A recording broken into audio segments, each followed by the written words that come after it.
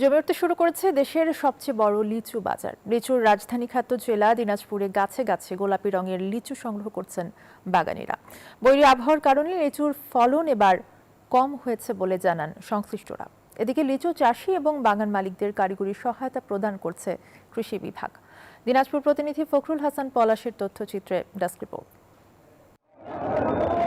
ভোর হতেই জমজমাট দেশের সর্ববৃহৎ ঐতিহ্যবাহী দিনাজপুরের নিউ মার্কেট লিচু বাজার। জেলার ১৩টি উপজেলা সহ আশেপাশের আরো কয়েকটি জেলার চাষি ও বাগানীরা লিচু নিয়ে আসে এই বাজারে। এই লিচু রাজধানী সহ দেশের বিভিন্ন অঞ্চলে সরবরাহ করেন ব্যাপারীরা। বর্তমানে বাজারে মাদ্রাজি, বেদানা সহ আগাম জাতের বিভিন্ন জাতের লিচু পাওয়া যাচ্ছে।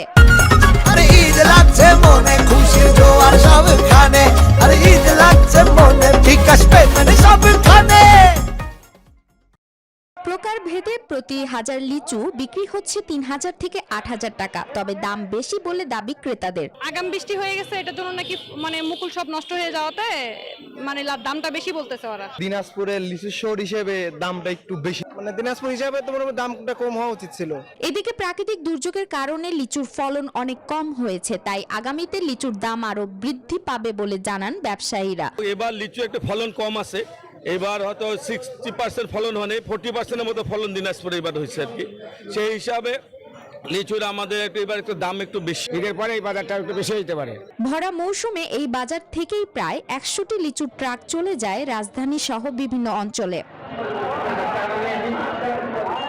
লিচু চাষি ও বাগান মালিকদের কারিগরি সহায়তা প্রদান করছে কৃষি বিভাগ। স্বাস্থ্যসম্মত এবং নিরাপদ লিচু যাতে ভোক্তা খেতে পারে, সেই কারণে আমরা বলেছি ক্ষতিকর বালাইনাশক, কীটনাশক স্প্রে থেকে বিরত থাকার জন্য পরিপূর্ণ পরিপক্ক হওয়ার পরেই যাতে সেটি বাজারে তারা সরবরাহ করে, সেটি আমরা নিশ্চিত করার জন্য আমাদের মাঠ কর্মীদের পরামর্শ দিয়েছি। দিনাজপুরের এই বাজার থেকে এক মৌসুমে ৫০০ কোটি টাকার লিচু কেনা বেচা হয়।